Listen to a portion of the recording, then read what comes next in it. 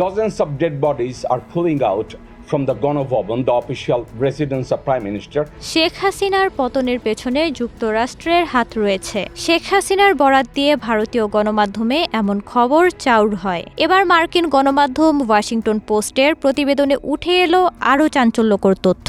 বলা হচ্ছে, বাংলাদেশের রাজনৈতিক উত্তেজনা বাড়তে থাকায় শেখ হাসিনাকে ক্ষমতাচ্যুত করার আগেই যুক্তরাষ্ট্রকে চাপ দিয়েছিল ভারত, যেন বাংলাদেশ ইস্যুতে শিথিলতা প্রদর্শন করে যুক্তরাষ্ট্র।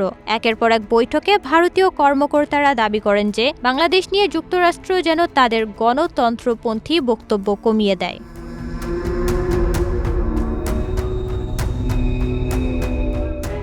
ভারতীয় কর্মকর্তারা দাবি করেন, যদি উন্মুক্ত নির্বাচনের মাধ্যমে বিরোধী দল ক্ষমতায় আসে, তাহলে বাংলাদেশ ইসলামপন্থী গোষ্ঠীগুলোর প্রজনন ক্ষেত্রে পরিণত হবে, যা ভারতের জাতীয় নিরাপত্তার জন্য হুমকি হিসেবে দেখা দিবে।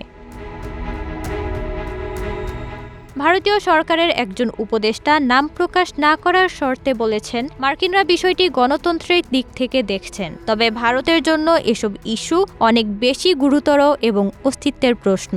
শেষ পর্যন্ত বাংলাদেশ নিয়ে সুর নরম করে বাইডেন প্রশাসন, এমনকি সাবেক প্রধানমন্ত্রী শেখ হাসিনার ওপর নিষেধাজ্ঞার হুমকি স্থগিত করে। যুক্তরাষ্ট্রের এমন সিদ্ধান্তে বাংলাদেশের অনেকেই হতাশ হন, কিন্তু মার্কিন কর্মকর্তারা জানান, তারা হিসেব নিকেশ করেই এই সিদ্ধান্ত নিয়েছেন। এতে ভারতীয় চাপের খুব একটা সম্পর্ক নেই।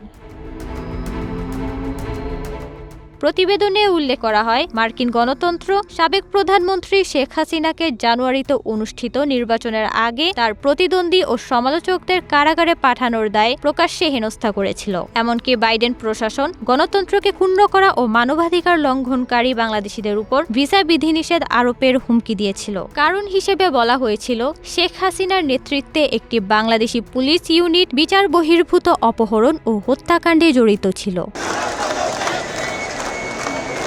মার্কিন এক কর্মকর্তা নাম প্রকাশ না করার শর্তে বলেছেন, বাংলাদেশের পরিস্থিতিতে সবসময় ভারসাম্য বজায় রাখতে হয়। অনেক জায়গায় পরিস্থিতি জটিল এবং অংশীদারদের সঙ্গে এমনভাবে কাজ করতে হয়, যা সবসময় মার্কিন জনগণের প্রত্যাশার সঙ্গে মেলে না। নওরিন নাওয়ার, প্রবাস খবর।